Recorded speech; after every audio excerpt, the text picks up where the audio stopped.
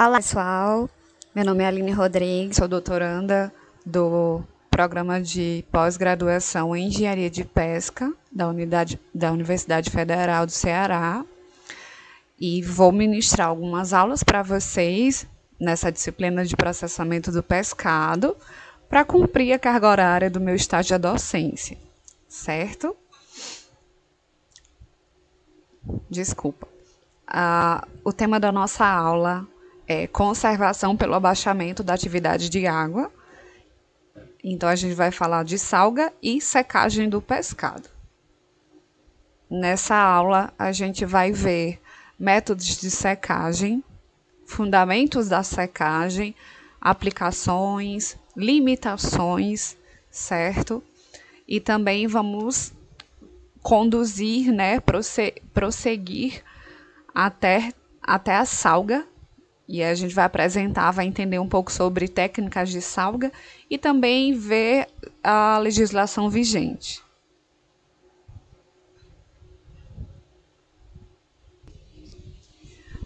Bom, então, dando início a uma breve introdução sobre secagem, o que a gente pode mencionar sobre secagem é que a secagem seria a remoção de água do alimento, do produto. É um método bastante tradicional, muito antigo, pelo que se tem registro aí, pelo que se tem relatos. A secagem pode ser um método único de conservação ou método combinado, quando ele se combina aí com salga, com a defumação. A secagem, ela pode promover transformações, mudanças aí no alimento, como, por exemplo, a redução de peso e volume. Isso é muito fácil da gente imaginar, porque é o que acontece com o bife que a gente vai fritar. E aí, quando você pega o bife, ele está num determinado tamanho, antes de fritar.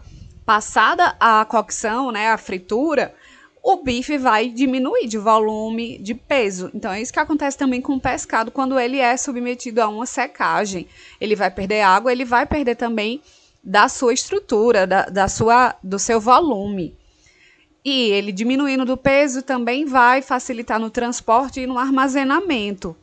A secagem também vai promover transformações organolépticas.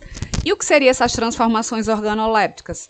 Seriam transformações, mudanças na palatabilidade, nas propriedades sensoriais do alimento. O que quer dizer? As propriedades com relação ao sabor, ao aroma, à textura. Então, um peixe que foi seco, ele é bem diferente de um peixe que não foi submetido a isso. A textura dele muda, o odor dele muda, o sabor dele também muda. Então, a secagem, além de ter essa aplicação para conservação, ela também tem uma função aí sensorial. Mas o que seria, de fato, o objetivo principal da secagem? Então, o objetivo principal da secagem, ele reside aí no prolongar o período de conservação útil do pescado, Antes de pensar em mudança sensorial, mudança no sabor, o intuito aí de aplicar uma secagem num produto, no pescado propriamente dito, é aumentar essa vida de prateleira, é aumentar os dias que o pescado pode ser consumido. Então, basicamente seria isso. E como se dá esse processo? Então, esse processo se dá porque quando a gente retira a água de constituição, a água livre, aquela água que está no pescado, nos tecidos, no músculo, a gente retira, a gente reduz, na verdade, a gente está inibindo o desenvolvimento microbiano, porque micro-organismos vão precisar também de água nesse ambiente para desempenhar suas funções, seus processos, assim como um ser humano. Micro-organismo também tem essa dependência. E também quando a gente retira água no processo de secagem, a gente também está inibindo a atividade de algumas enzimas, A água ela vai ser fundamental para que exista aí a conformação das proteínas, das enzimas. Então, é muito necessário que exista água no tecido, no músculo, para que as enzimas continuem a realizar, desempenhar suas funções. Assim também como as reações químicas são dependentes de água. Então, quando se retira, se diminui esse ambiente de água no pescado, você desacelera o processo de degradação, você desacelera o processo de putrefação, vamos dizer assim, do alimento do pescado, certo? Basicamente seria isso. E com relação à aplicação, certo? A secagem ela é aplicada em peixes que vão ser apenas secos, né? Como um método único. A secagem ela vai ser aplicada em salgados secos, peixes que passam por salga e também por secagem, peixes que foram cozidos e secos, secos e cozidos, certo? E também secos misturados, que vão utilizar mais de uma técnica aí de conservação ou de tecnologia. Então, eu trouxe para vocês ilustrações que vão mostrar alguns pratos, né, alguns peixes que são consumidos na forma apenas secas. Então, são peixes tradicionalmente consumidos lá na Noruega, que é aqui o stockfish, ele é apenas seco. Então, a gente já pode visualizar aqui a diferença, né? A diferença sensorial com relação à textura, com relação a esse aspecto físico, né? Já que a gente não está consumindo, não tem como falar com propriedade, mas com certeza ele vai apresentar um sabor diferenciado de um peixe que não passou por secagem. O mesmo caso acontece aqui com outro peixe que é tradicionalmente consumido na Índia, que é o Bombay Duck. Ele é apenas seco, né? Então ele vai apresentar essa textura de um peixe seco, né? Um peixe que foi salgado e seco. Aí eu trouxe para vocês aqui o Kusaya, que é originário do Japão, e Tuyu, que ele é consumido lá nas Filipinas. E aí esse prato, são pescados, né? O peixe salgado e seco. Então submeteu a 2 processos esse pescado. Bom, e quando a gente fala de secagem, a gente também tem que considerar a abundância de água que existe no pescado. Então, como a gente sabe, o pescado ele apresenta um teor elevadíssimo de água. Então, isso é um dos motivos de o pescado deteriorar tão rapidamente, tão facilmente, quando comparado com a carne bovina, por exemplo, é porque tem muita água na constituição do pescado. Então, essa água presente no pescado ela é um determinante para a conservação. Se a gente reduz essa água, também é um determinante para a gente aprimorar e melhorar essa conservação, estender esse prazo de conservação. Porque, como a gente sabe, a água ela tem um papel de solvente, né? Ali nos constituintes solúveis, nos tecidos. Então, ela é fundamental para a realização, para o desempenho de inúmeras funções e reações, né? Ela está presente em processos químicos e biológicos que continuam acontecendo após o abate do pescado.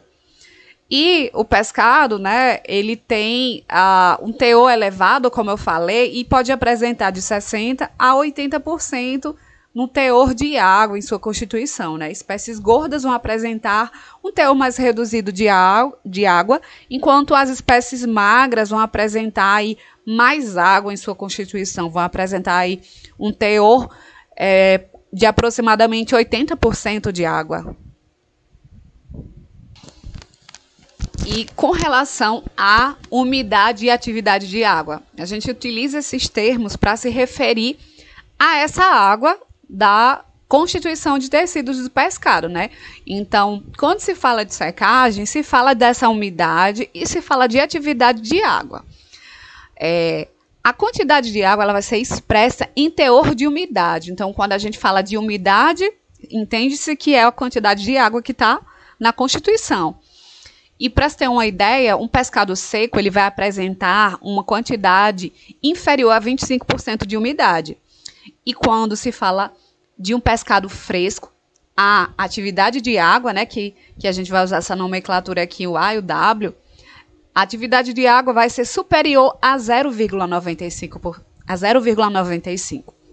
Então, quando eu falo pescado fresco, o valor que eu quero que vocês tenham em mente é 0,95.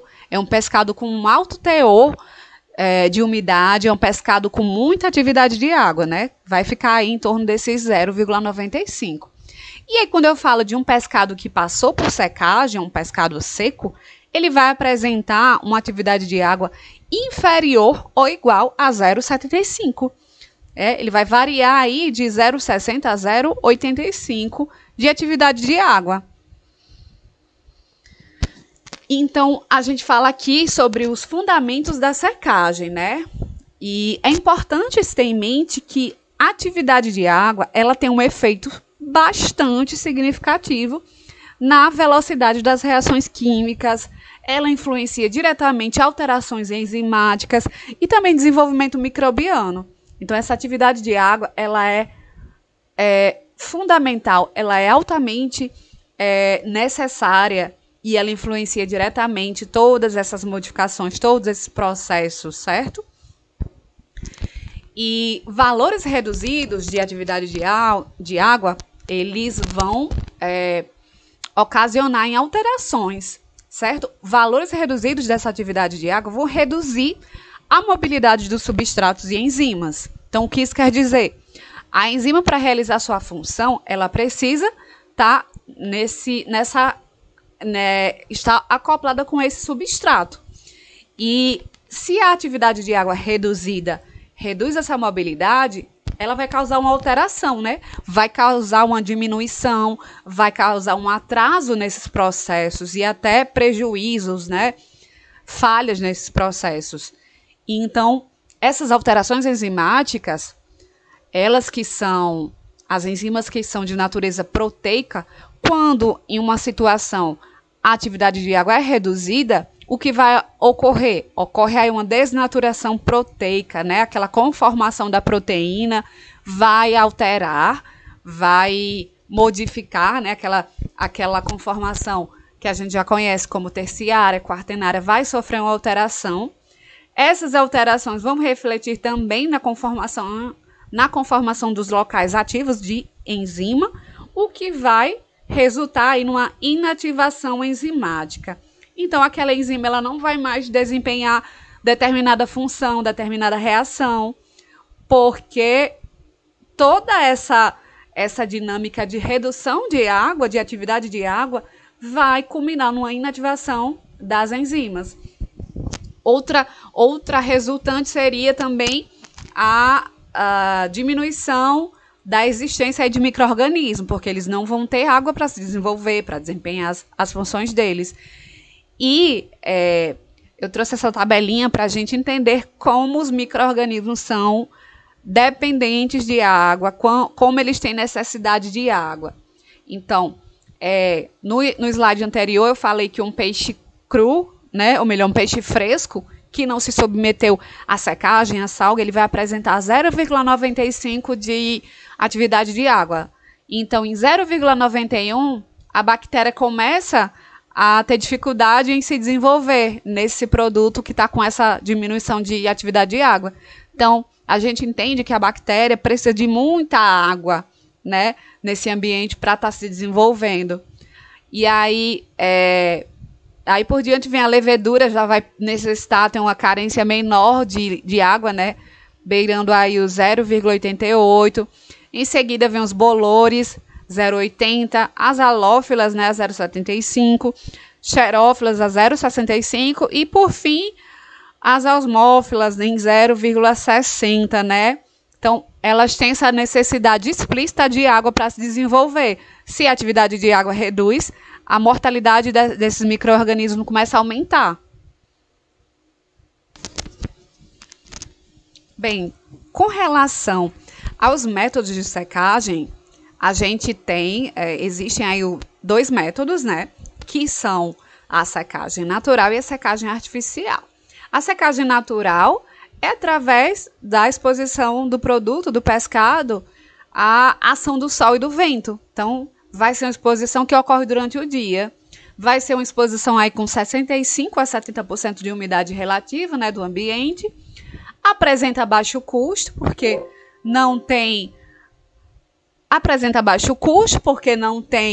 emprego de tecnologia, não tem emprego de equipamentos, mas tem aí o entrave, né, a dificuldade que é a ameaça de contaminação, a ameaça de roedores, né, pode causar deterioração, É um processo bem mais demorado quando você compara com o método artificial. Podem ocorrer mais perdas e o produto final ele vai resultar numa umidade final de 50%. Quando a gente fala de secagem artificial, é uma secagem que utiliza aí secadores. O pescado ele vai ser submetido em túneis.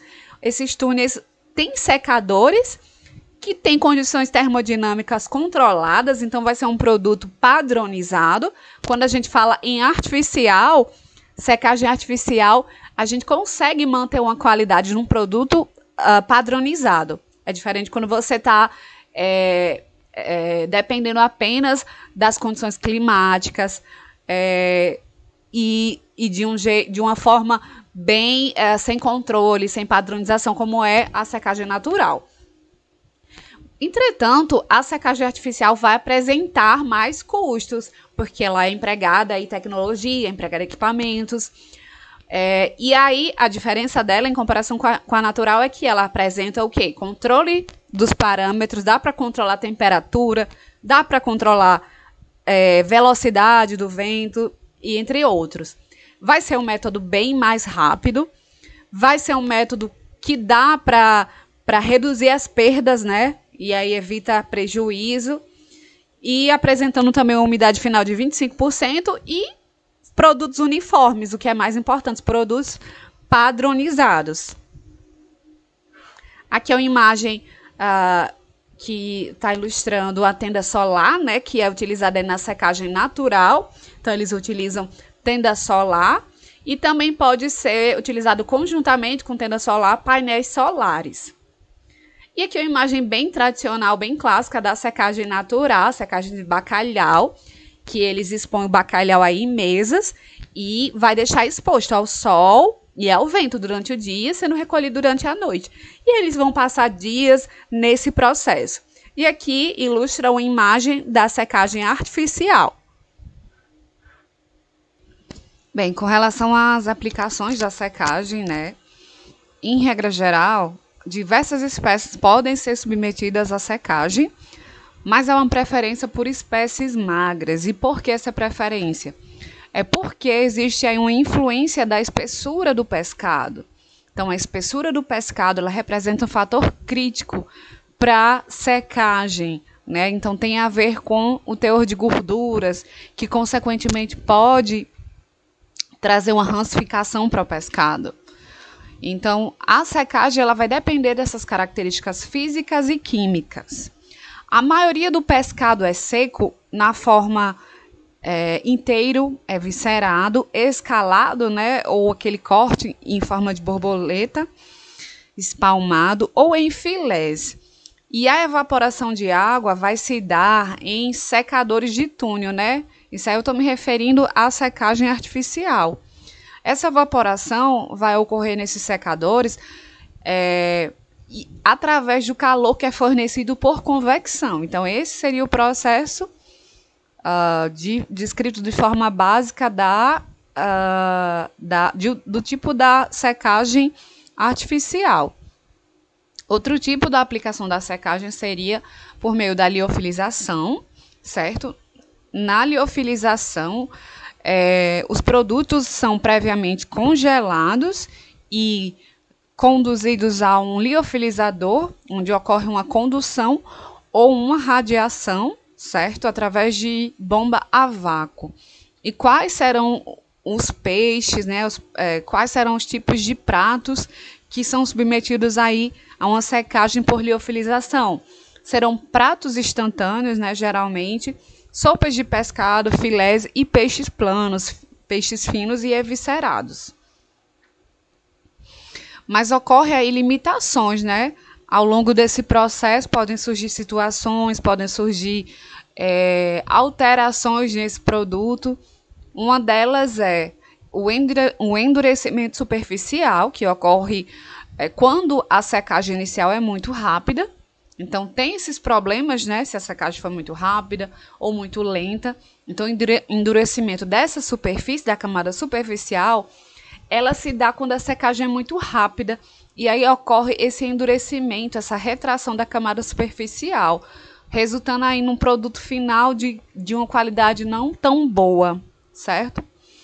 Outra situação seria o movimento de sólidos solúveis.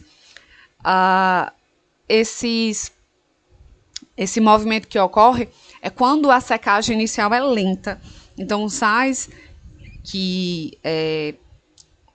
presentes aí nos tecidos, nos músculos do pescado, eles são arrastados para a superfície e esses sais vão cristalizar e vão formar uma camada amorfa, uma camada bem disforme, pegajosa e impermeável. Então, isso vai dificultar também a saída de água e vai trazer um aspecto físico indesejável para o produto final também.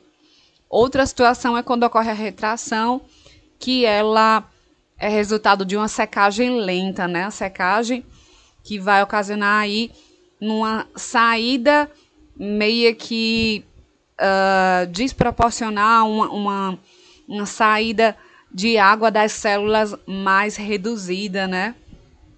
Então, isso que ocorre basicamente com a secagem lenta, né? Que resulta aí nessa retração.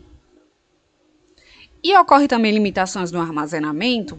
Sim, durante o armazenamento, né, do peixe seco, podem ocorrer alterações, podem ocorrer danos, certo? Porque o pescado seco ele pode ficar estável durante meses à temperatura ambiente, mas é necessário seguir orientações, armazenar no local adequado.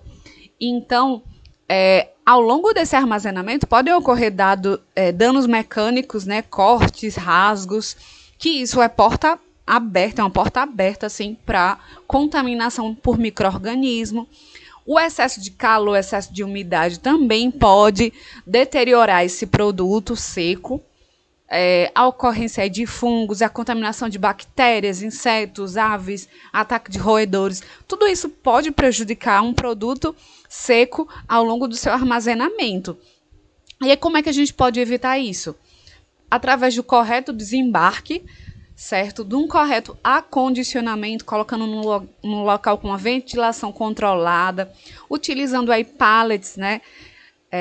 Que eles fazem essa proteção, né? Evitando o contato direto do produto com o piso. Então, é necessário o uso de pallets e também utilizar a embalagem adequada, que são as embalagens impermeáveis, para condicionar esse pescado seco. Bom, então vamos agora iniciar a temática de salga, que é complemento também dessa aula. A salga também é um método de conservação muito, muito antigo, muito, muito tradicional. Só que ela surgiu depois da secagem. O surgimento que se tem relatos, né, registros da salga é na Idade do Bronze, 4.500 anos antes de Cristo. E como para utilizar a salga, para aplicar a salga, era necessário ir em busca do sal, precisava-se desse sal, então foi necessário ter uma economia mais organizada para fazer essa aplicação do sal no pescado, né, nos alimentos. E então na Idade Média a salga se difundiu, principalmente no norte da Europa, né, onde as capturas era dominante a captura dominante era do arenque e geralmente a maioria do arenque capturado era salgado. Então, no século XV iniciou-se a indústria do bacalhau salgado e seco. E no século XVIII, os processos de salga já estavam consolidados e com técnicas que são utilizadas até os dias atuais. Então, esse basicamente é um histórico, uma historinha sobre o surgimento aí da salga. E aqui a gente vai tentar explicar e ilustrar melhor o princípio da conservação a partir da salga, da adição de sal. Então, o que é que ocorre? Basicamente, o que ocorre é a entrada de sal e a saída de água. Então, a penetração do sal no músculo, nos tecidos, e, em contrapartida, ocorre a saída de umidade do músculo e, com isso, ocorre aí a perda de peso. Isso vai ocorrer por meio da desidratação osmótica, né? Que vai aí culminar numa remoção parcial da água nos alimentos. Então, esse processo, ele acontece por osmose, né? A saída de um meio mais concentrado para o meio menos concentrado. E o que ocorre é isso, um meio hipertônico, né, aquele meio muito concentrado com muito sal, ele por osmose, ele vai ser forçado a expulsar essa água. A água dos tecidos é liberada e ocorre aí também a perda de volume, a perda de massa, né, do peso desse pescado. E com isso, também a gente volta para aquele princípio da secagem, ocorre aí a redução da atividade de água. E o sal, né, o cloreto de sódio, ele apresenta aí na sua constituição o íon cloro. O íon cloro, ele é tóxico às bactérias. Então, essa é a ilustração, certo? A entrada do sal, a saída de água por osmose. Também a perda de volume, a perda de peso, né, desse pescado. Então, aqui a gente observa, né, a sensibilidade das bactérias ao sal. Né? O sal, ele é bactericida, certo? E ele tem essa propriedade de causar mortalidade de micro-organismo. A 5% ele já consegue exterminar o Clostridium botulinum, né, e Pseudomonas. A 6% a Shigella e a Klebsiella são exterminadas, né? Elas não se desenvolvem mais numa porcentagem, numa concentração de 6% de sal. Com 8% de sal, o que não se desenvolve mais é E. coli, salmonelas, Bacillus cereus, Clostridium botulinum A e também o Clostridium perfringens, né? A 10%, outra espécie também de Clostridium, o Clostridium botulinum B e o Vibrio para hemolíticos. A 15% é o Streptococcus, que já é exterminado, né, do produto, vamos assim dizer. E a 18% é o Staphylococcus, né? Staphylococcus aureus, ele é um micro-organismo de referência quando se precisa analisar a segurança alimentar desse produto. Então, numa concentração de 18% já é possível combater e exterminar o Staphylococcus aureus. Em 25%, né, numa concentração bem mais elevada, é possível exterminar, né, combater, matar aí essas espécies de fungos, né, de penicilino e aspergilos. E 26% a Lactobacterium allobium, né, que são aí as bactérias halofílicas, né, que tem elas conseguem, né, tem muita tolerância ao sal. Bom, então agora a gente vai entrar um pouco na parte da legislação vigente que orienta esses processos, né, a produção de produtos salgados e secos, que é a Instrução Normativa número 1, de 15 de janeiro de 2019, que vai definir peixe salgado como um peixe com a umidade mínima de 53% até 58% de umidade. Define também peixe salgado e seco como um peixe que passou por salga e por uma posterior secagem com umidade de até 52,9%. E também ele vai descrever sobre salga úmida, sobre salga seca e salga mista, que são os métodos de salga.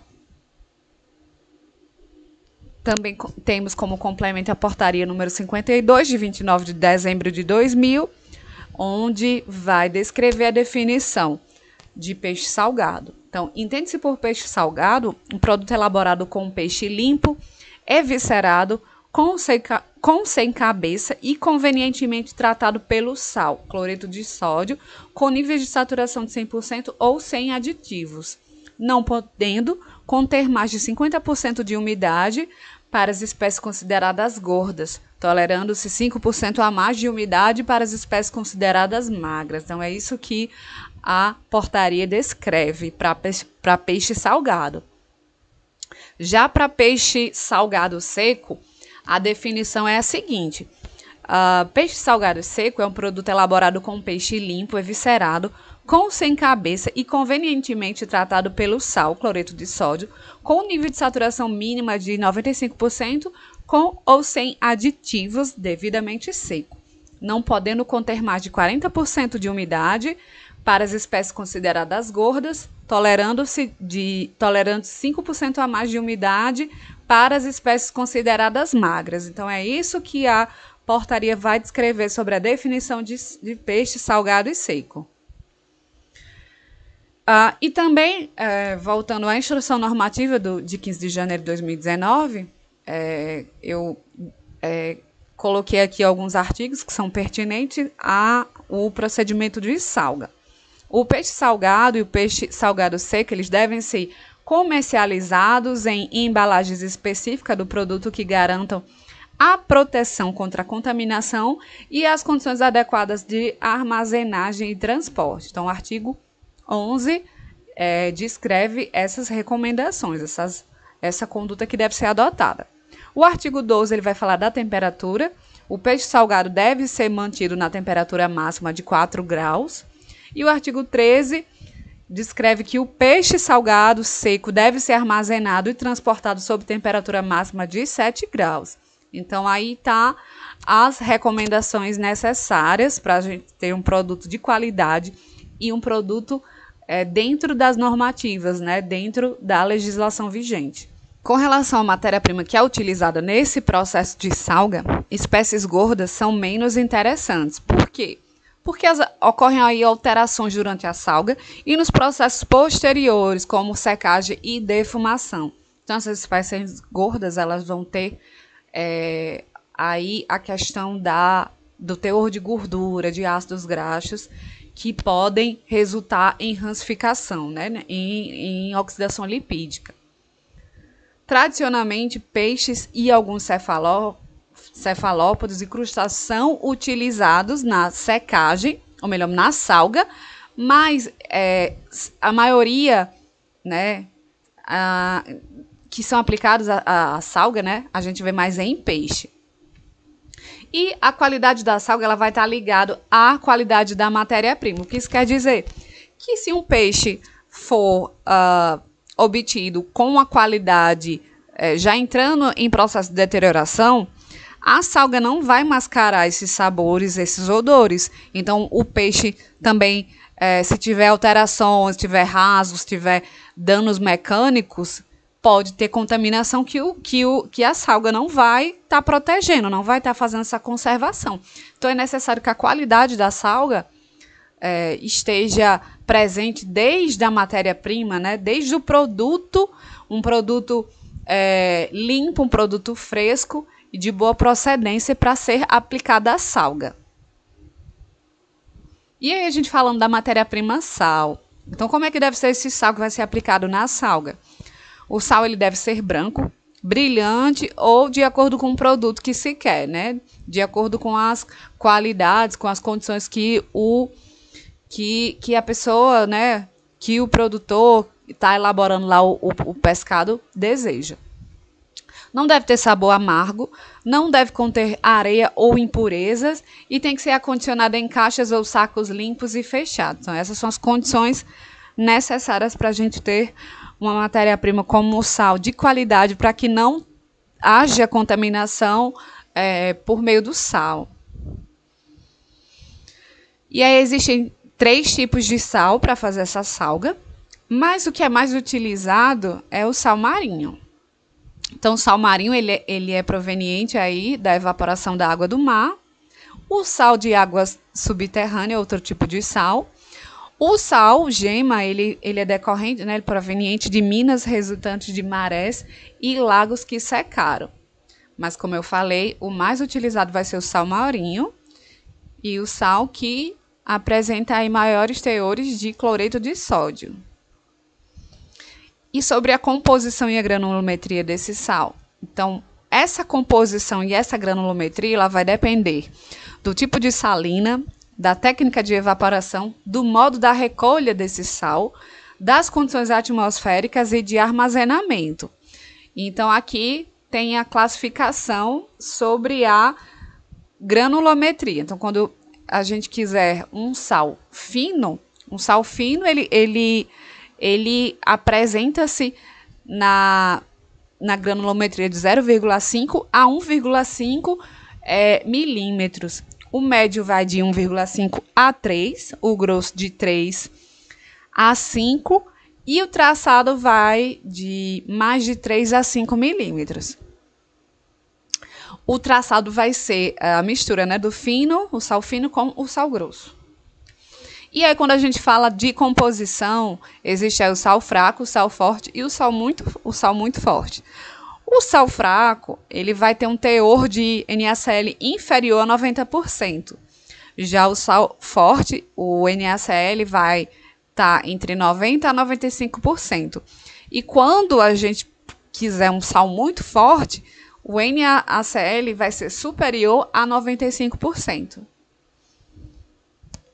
Bom, aqui é falar um pouco sobre as fases, né, da salga, sobre o processo de salga, o que ocorre. Então, esse processo de salga, ele se compreende, né, ele se constitui por 3 fases. Na primeira fase, o peixe ele é submetido a uma pressão osmótica muito forte. É uma fase onde tem mais liberação de água, né? É a fase que vai se iniciar a penetração do sal na parte superficial. Isso vai ocorrer, né, uma vez que a parede celular não se comporta mais como uma membrana semipermeável. Então, a entrada nessa primeira fase ocorre a penetração do sal nas camadas mais internas. E no que entra muito sal nas camadas internas, também vai sair simultaneamente água, né, dos tecidos. Então, tem muita entrada de sal, né, tem a maior penetração de sal e também tem muita saída de água.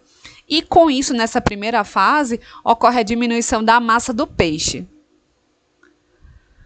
Bom, e uma observação que ocorre aí nessa primeira fase é que, paralelamente, ocorre a desnaturação proteica. O que seria isso?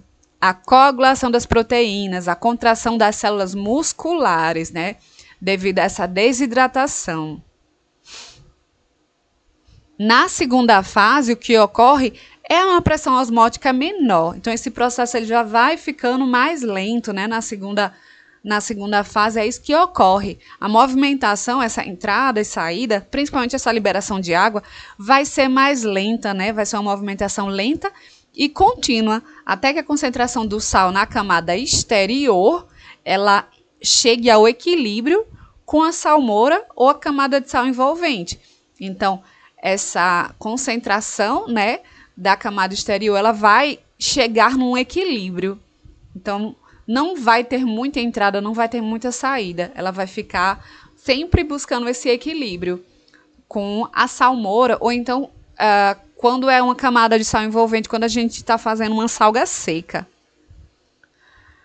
Ocorre também uma lenta exudação de água que começa a cessar. Então, a água, né, esse movimento da água de saída, ela começa a cessar. E vai surgir uma redistribuição parcial do sal e da água no interior dos tecidos por difusão interna. Então, aquele sal que entrou, ele vai começar a se espalhar, se movimentar, né, se difundir ainda mais nos tecidos internos do pescado. E então, o peixe vai diminuir aquela perda de peso. Ele vai liberar menos água e vai segurar mais essa perda de peso, né? Vai se restringir mais. Na terceira fase, o que ocorre é que as trocas de sal e água são muito sutis. Vai acontecer ainda um processo nessa terceira fase, mas é muito sutil, é muito lento, né? A concentração de sal na fase aquosa muscular é idêntica à da salmoura exterior. Então, eles atingem realmente esse equilíbrio na parte interna e a parte externa. O músculo vai se tornar mais firme e com sabor fortemente salgado. Então, nessa terceira fase, no finalzinho, já é possível ter essa modificação nas nas substâncias, na palatabilidade, nas funções sensoriais, certo? Essas propriedades sensoriais, elas já vão estar mais,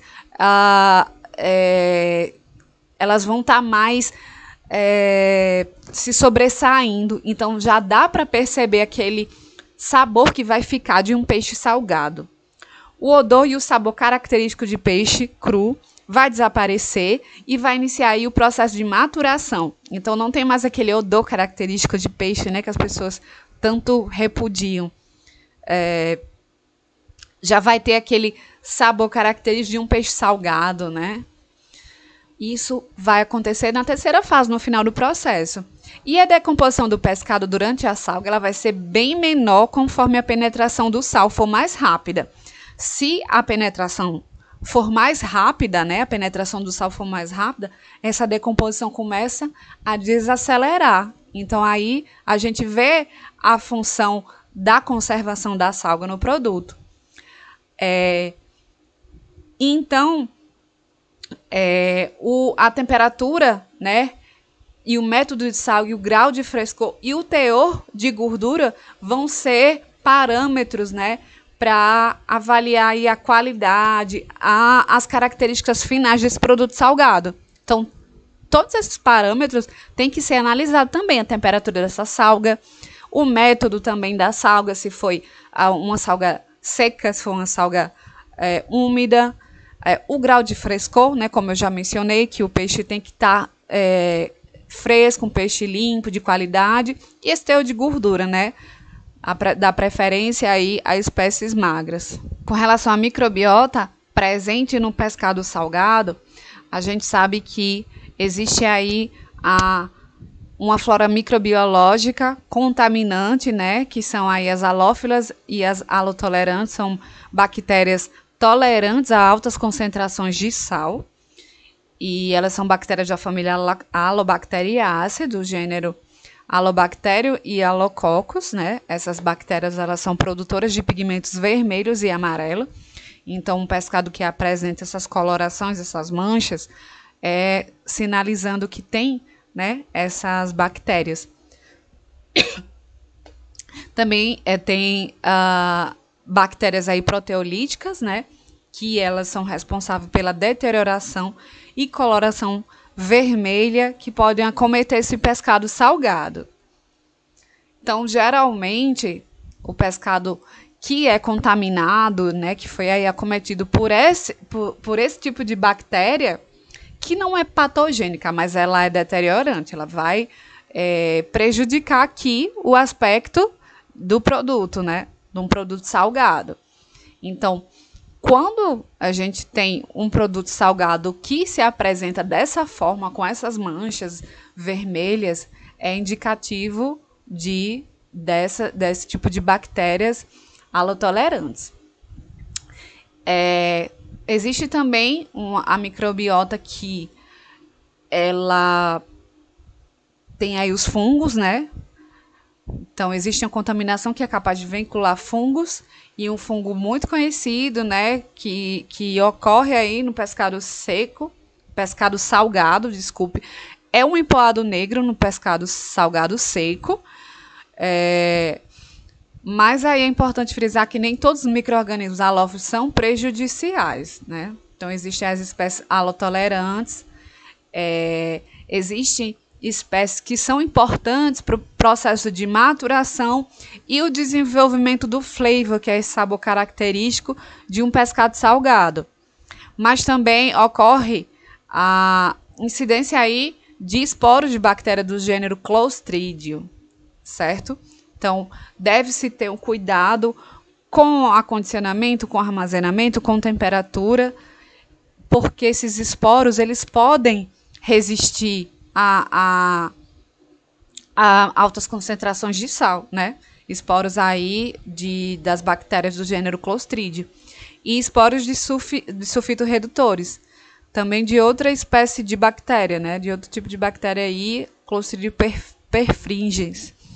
Então, essa basicamente é a microbiota que pode acometer um pescado salgado. E como se dá a prevenção? A prevenção é usar um sal esterilizado, né? Fazer essa conduta de esterilizar o sal. Uma armazenagem incorreta, né, também pode contaminar esse sal, né, com consequente perda e ganho de umidade ou calor excessivo. Esse descuido aí na armazenagem também pode produzir um sal com contaminação. Então, o que se recomenda para fazer a esterilização do sal é expor o sal a uma temperatura de 100 graus por 12 a 15 minutos a 120 graus por 3 a 8 minutos, certo? Então, basicamente, esse seria o procedimento para esterilizar o sal.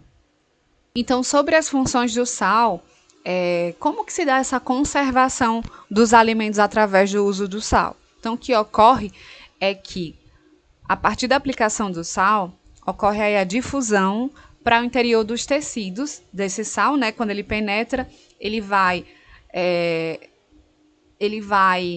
se difundir no interior dos tecidos e, com isso, ele vai ele vai proporcionar perda de água livre pela osmose. Então, o alimento, né, o pescado, ele vai perder água. E perdendo água, a gente sabe que ele vai desacelerar aquele processo de deterioração do pescado.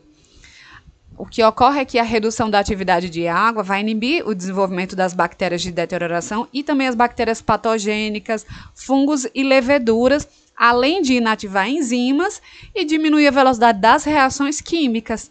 Então, isso a gente viu também lá naquela função de conservação do pescado por secagem. É o mesmo processo, é a mesma função aqui também. O sal, ele também atua no melhoramento das características sápidas, né? Características relacionadas ao sabor, ao aroma. Então, o sal, ele consegue aumentar a palatabilidade, acentuando a percepção do flavor do pescado, de um sabor bem característico de pescado. Também o sal consegue diminuir a sensação de amargo, né? Que eles chamam aí de aftertaste, que é o retrogosto, aquele gosto residual. Então, o sal, ele consegue diminuir essa sensação. E também vai melhorar a suculência e a cor, né, desse peixe. Então, existe aí a função do sal relacionada com as características sápidas, não só com a conservação e com a proteção de ataques, né, de micro-organismos. Existe também essa função do melhoramento das características organolépticas. Com relação à conservação do peixe salgado, então, o período de tempo que esse peixe pode ficar conservado no sal, né? Esse período de validade do pescado vai depender de algumas condições relacionadas ao teor de sal, ao pH, né, do pescado e à temperatura do ambiente. Quando se tem um armazenamento, se quer, né, um armazenamento mais longo, né, numa situação aí de um armazenamento mais longo, então esses produtos, eles vão ser submetidos a uma salga mais forte ou que sejam mantidos na presença de sal, imersos em salmoura. Então, quando eles são imersos em salmoura ou numa secagem seca, utilizam uma salga mais forte, o armazenamento, né, a conservação vai se estender mais. A temperatura que se utiliza, né, que é recomendada para manter produtos ligeiramente salgados, seria uma temperatura de 2 a 8 graus, né? E durante esse tempo de armazenamento também podem ocorrer alterações no peixe salgado.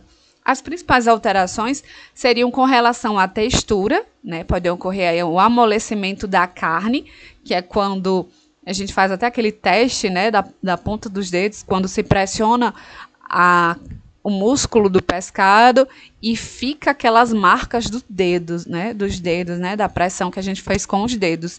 Então, isso aí vai ser indicativo de amolecimento da carne. Quer dizer que o pescado está entrando naquele estágio de deterioração. Outra alteração que pode ocorrer é com relação ao cheiro, né? Então, um pescado que está deteriorando, ele vai exalar cheiros aliáceos, né? Cheiro de alho, ou cheiros também amoniacais. E as principais alterações com relação ao aspecto físico seria, né, nesse tempo aí de conservação do peixe salgado, seriam as manchas rosadas, né, ou aquelas manchas vermelhas, que são causadas pelas bactérias halófilas, desculpe, e colorações anormais, né, essas colorações que são resultantes do contato com vísceras. Por isso que é importante fazer uma evisceração bem feita.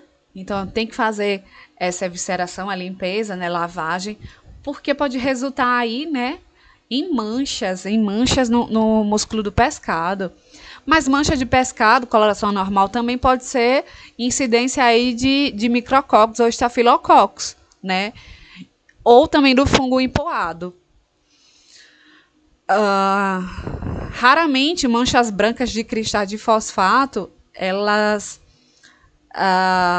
são decorrentes, né, de degradação enzimática dos nucleotídeos e ocorre por uso de sal muito seco ou salmoura de pH alcalino. Em produtos anchovados, a alteração que pode ocorrer seriam as manchas brancas decorrentes de precipitados de tirosina. Então, basicamente, essas seriam as principais alterações que ocorrem em produtos salgados. Bom, aqui é falando um pouco da preparação da matéria-prima, a preparação do peixe que vai ser submetido à salga, certo? Então, inicialmente, as condições de trabalho têm que ser bem corretas, né, de acordo com a legislação vigente, né, seguindo as boas práticas. As mesas têm que ser limpas e facilmente laváveis, as facas afiadas, né, os fornecedores de confiança para a gente ter uma matéria-prima inicialmente já fresca e de qualidade. Os operadores que vão fazer a salga têm que passar por capacitação e deve existir cuidados a bordo, né, nas etapas do beneficiamento, sempre seguindo as boas práticas de higiene. E aqui seria a sequência de etapas que devem ser desempenhadas para fazer essa preparação do peixe para a salga. Então, inicialmente é feito o sangramento, né, para não ter manchas na musculatura do pescado, não ter manchas de sangue. É feito o descabeçamento também, que pode ser manual ou mecânico. Em seguida, o peixe vai passar pela evisceração, né, que é a retirada das vísceras, para reduzir carga bacteriana, né, reduzir aí também o processo de autólise. E a lavagem, né, a lavagem que tem que ser bem rigorosa para evitar manchas, né, que vai prejudicar bem o resultado final desse produto salgado. Com relação aos métodos de salga, compreende-se 3 métodos de salga, que é a salga seca ou livre, a salga em salmoura ou úmida e a salga mista, que, como o nome já diz, é a combinação dos outros métodos anteriores. E tem sido proposto, né, outros métodos, né, como a salga sob vácuo e por injeção, que são tipo de salga que é utilizado na preparação, né, na produção de presunto e de queijos. E nesses métodos de salga, existem aí os produtos dessa salga, que seriam produtos salgados, muito salgados, ou ligeiramente salgados. Os muito salgados, o representante aí desse grupo é o bacalhau, né? E os ligeiramente salgados seriam aqueles pescados que vão ser submetidos, que são submetidos a uma defumação a frio. Então, eles passam por uma salga que o resultado seria, né, um produto aí de peixes ligeiramente salgados. Então, como é que ocorre a salga seca? Basicamente, a salga seca, né, para a gente memorizar, a salga seca vai ser camadas, né, de sal em camadas de peixe empilhado, onde a salmoura vai ser continuamente drenada. Então, quando você pensar em salga seca, você pensa na drenagem contínua dessa salmoura. Então, seria o empilhamento, né, do peixe sobre estrados ou dentro de caixas ou tanques perfurados, onde o pescado ele é eviscerado e cortado, né, e aí ele é disposto, né, são dispostas aí camadas de sal intercaladas e, como eu falei, é feita uma drenagem contínua de salmoura. E os peixes são arrumados, né, da seguinte forma: a parte aberta para cima e o sal vai ser depositado na parte mais grossa desse pescado. A proporção que é aplicada na salga seca é de 30%. O que isso quer dizer? 30% em relação ao peso seria para cada 1 kg de pescado, 300 gramas de sal. A espessura de sal, na última camada, ela deve ser de 1,5 a 2 centímetros. E a granulometria do sal é fundamental, porque se for um sal muito fino, vai ocorrer aí a coagulação de proteínas. Então, isso a gente não quer, né? E se for um sal muito grosso, né, ou se for apenas o sal grosso, a penetração vai ser bem lenta, né, e vai ocorrer aí a formação de cristais demasiadamente grandes. Esses cristais vão ocasionar uma salga irregular, então vão ter partes do pescado que vão estar muito salgadas e outras partes que não vão ter sal algum. E também isso não é o resultado que se busca com um peixe salgado. Para evitar esses inconvenientes, o que ocorre é a utilização do sal traçado, que é a mistura do sal grosso com o sal fino. Então, o sal traçado, ele vai utilizar-se aí, vai ser produzido com o uso de 1/3 de sal fino com 2/3 de sal grosso. Ao longo do processo de salga seca, pode ser que apareça aí a necessidade de refazer a pilha de peixes, adicionando sal, né, se for necessário. Um representante aí da salga seca seria o clássico bacalhau, que passa por uma salga que pode durar de 2 a 8 semanas, né? E também passa por uma secagem posterior. Nessa salga seca, utiliza-se mais peixes grandes e peixes magros.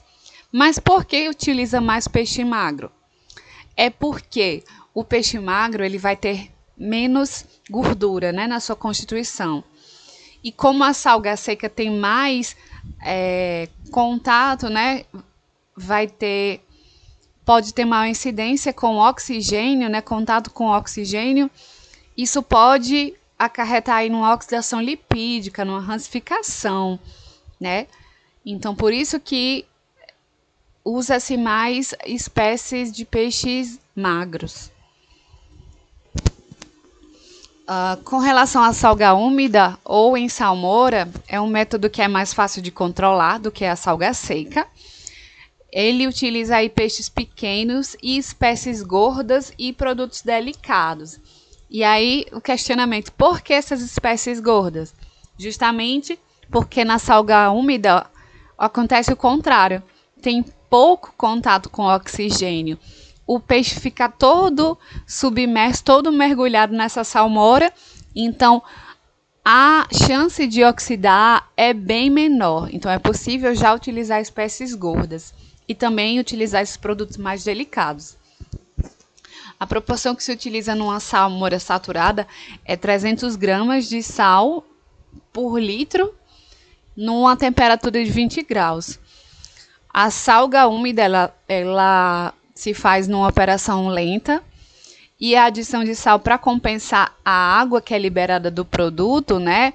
Como o peixe vai perdendo água, vai se liberando essa água e vai diluindo mais ainda essa salmoura. Então, é necessário que se adicione sal.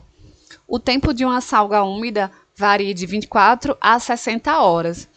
E também é utilizado a salga úmida nos processos de maturação de queijos, né? A salga em salmouras de queijo e salmão também em salgas úmidas, né? Tá aqui a ilustração.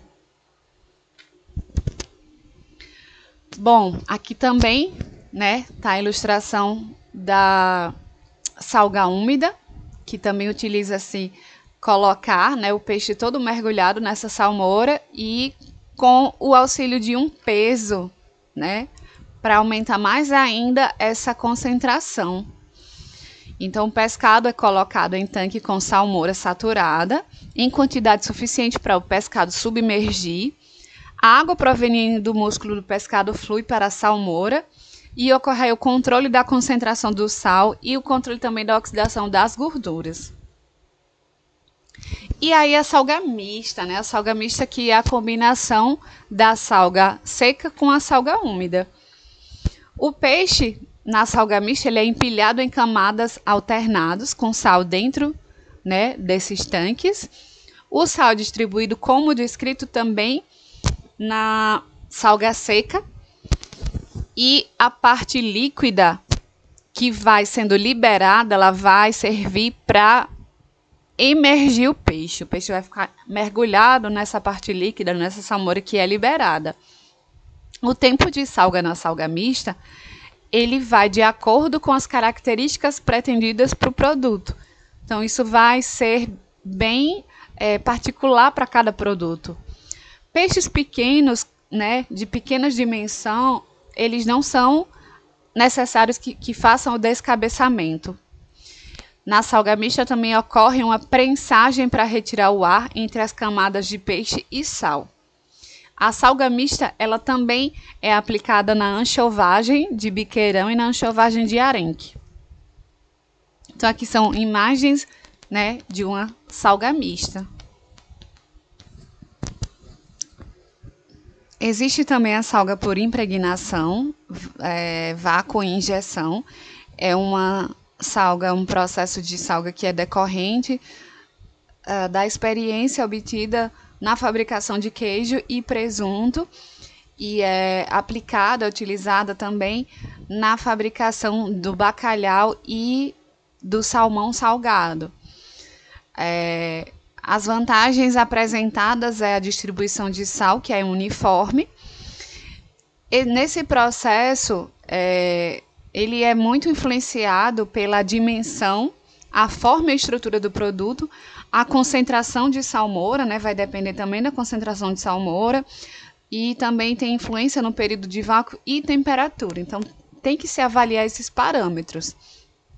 É uma operação rápida e com rendimento superior aos outros métodos e vai apresentar um produto final com características organolépticas diferente de produto salgado tradicionalmente. Então, o produto final ele vai apresentar uma qualidade superior aos outros produtos que se submeteram a salga seca, por exemplo. Então, ocorre diferenças perceptíveis no produto final. Esse processo de salga por impregnação a vácuo e injeção, ele requer uma câmara hermética acoplada a um sistema a vácuo, né, como mostra aqui a ilustração, onde o produto é imerso na salmoura e o tempo de vácuo, né, vai depender aí da matéria-prima e da concentração de sal, que vai se refletir no produto final, né, de acordo com o produto final que se quer. Os produtos são posteriormente defumados e vão apresentar uma textura mais branda e menos compacta. Então, essas são as diferenças apresentadas num processo de salga por impregnação a vácuo e injeção. Bom, aqui são os fatores que influenciam a salga, né? Um dos fatores que vão causar alterações, né, num processo de salga e que tem que ser também considerado o teor de gordura dos peixes. O ideal é que utilize-se peixes magros ou semigordos, né, para evitar aquele processo de rancificação, de oxidação lipídica. devido à presença de lipídios insaturados, que são muito suscetíveis a essa oxidação lipídica. Então, o que ocorre é que a salga seca vai apresentar aí, né, uma maior exposição ao oxigênio, o que pode resultar na oxidação lipídica, né, acarretando aí num produto rancificado, o que a gente não quer quando se aplica uma salga num produto, né, no pescado. Outro ponto a ser considerado que vai influenciar a salga é o tamanho e a espessura do peixe. Peixe maior ou um peixe muito espesso, ele tem uma penetração do sal mais lenta, então a salga vai ser mais demorada. O ideal é a elaboração de cortes em mantas, né, como mostra aqui na imagem, esses filés espalmados, né, para não ficar aquele filé muito grosso, muito espesso, e a salga demorar muito para acontecer. Outro ponto que tem que ser analisado é a temperatura. Quando a temperatura é aumentada, essa temperatura alta ela pode acelerar o transporte de sal, o transporte de sais, né, do interior do músculo. E também pode apressar o fenômeno de degradação. Então, uma temperatura alta, ela pode acelerar as reações, né, os transportes de sais e resultar numa degradação mais rápida, né, uma instalação da degradação mais rápida. Por isso que na salga úmida utiliza-se a temperatura 20 graus, né, para fazer esse processo. Então, a penetração do sal deve ser mais rápida que as reações de autólise. As reações de autólise são naturais no processo de pós-morte, né? Após o abate, já ocorre aí as reações de autólise. Então, a salga, a penetração do sal, tem que ser mais rápida, tem que se apressar mais ainda do que as reações de autólise. Outro fator que deve ser considerado é o início da salga. Então, quanto mais cedo iniciar a salga, melhor vai ser a conservação, né? E se for atrasar esse processo de salga, é interessante que o peixe seja refrigerado ou seja congelado previamente, para não atrasar, né? E prejudicar a conservação do pescado. Outro ponto também que vale salientar é a agitação da salmoura. Quando se agita a salmoura, a gente elimina aqueles gradientes de salmoura, né, onde vai ficar mais salmoura, mais sal no fundo, ou na parte superficial, pouco sal. Então, é necessário fazer a agitação para que a salga seja mais homogênea. A imersão do pescado também é um ponto que deve ser dada atenção, né? Então, uma salga uniforme, para se ter essa salga uniforme, é necessário evitar o contato do pescado com depósitos de sal que se acumulam no fundo do recipiente, né? Então, tem que evitar o contato direto do pescado com o fundo, porque geralmente é no fundo que vão ficar depositadas essas porções de sal. E com relação à pele e escama, elas vão impedir a penetração e a eliminação do sal no músculo. Então, a pele e escama, ela vai dificultar esse processo de penetração de sal e saída de água.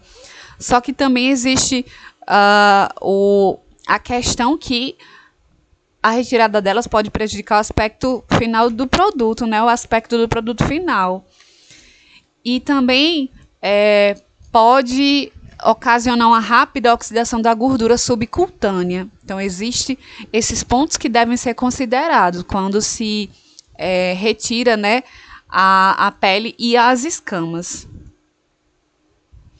E o estado de rigor também deve ser considerado, porque a velocidade de penetração do sal nas células musculares é menor durante a fase de rigor. A fase de rigor é aquela fase de endurecimento, né, no processo após o abate.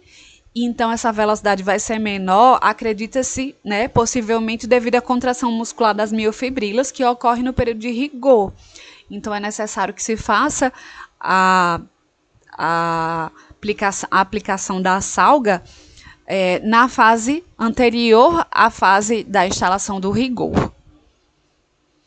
E também tem a questão dos açúcares na salmoura.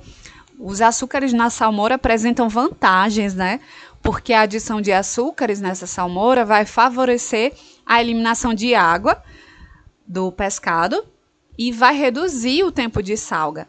Também é importante salientar que, ao adicionar açúcar nessa salmoura, os produtos vão se apresentar menos salgados, a adição da salmoura não vai conduzir a uma perda excessiva de água e também vai aumentar a resistência à decomposição bacteriana, justamente pela presença das bactérias láticas, né? Que elas vão estar concorrendo, fazendo elas vão atuar de forma antagonista com as bactérias que são responsáveis pela putrefação, né? Então, as bactérias láticas presentes aí no açúcar, né, na adição do açúcar, vão fazer essa função, vão fazer esse contraponto. Outro ponto, né, a ser considerada a espécie e a gordura subcutânea. Quanto mais gordo, mais demorada é a salga, né, porque aí dificulta essa penetração. Uma espécie gorda não pode ficar numa salga seca para ter aquela exposição maior ao oxigênio.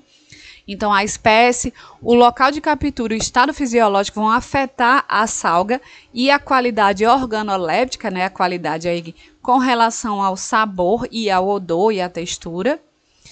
E a gordura ela vai atuar como uma barreira hidrofóbica, né, vai deixar a salga esse processo de saída de água mais lento.